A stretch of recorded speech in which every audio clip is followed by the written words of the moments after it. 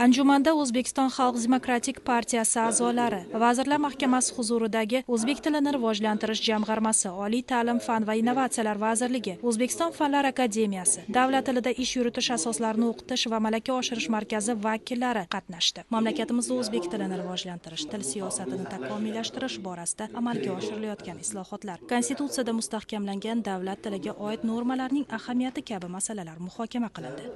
Konstitutsiyada davlat tili haqida alohida moddalar belgilab qo'yilgan. Shundan kelib chiqib davlat rahbarining qator farmon qarorlari qabul qilingan. Qator qonunlarimizda o'zbek tili masalasi, til masalalari o'zini ifodasini topgan va biz kundan kunga parlamentda o'zbek tilini yanada ommalashtirish, uni chuqurlashtirish, rivojlantirish bo'yicha qator qonunchilik bazalarini yaratyapmiz, o'zgarishlar kiritilyapti, yangi tahrirda qonunlar qabul qilinyapti. Eng asosiy masala o'zbek tilini rivojlantirish bo'yicha mamlakatimizda konsepsiya qabul qilingan. Bu konsepsiyani asosiy mohiyati davlat tilining imkoniyatlaridan keng foydalanish. Ta'kidlangandek, o'zbek tili nufuzini nafaqat yurtimizda, balki xalqaro miqyosda oshirishning huquqiy asosi bosh qomusimizda o'z aksini topgan.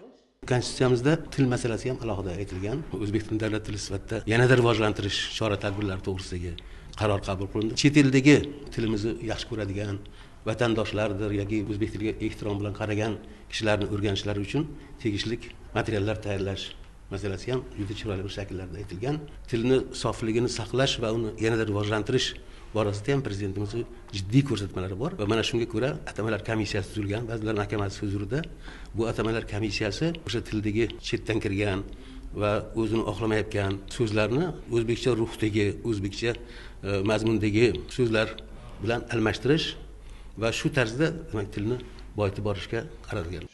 Anjuman yakunida O'zbekiston Xalq demokratik partiyasi davlat tilini yanada rivojlantirish, uning jamiyat hayotidagi mavqeini mustahkamlab borish masalasida mas'ul vazirlik hamda davlat idoralari bilan doimiy hamkorlikka tayyorligini ma'lum qildi.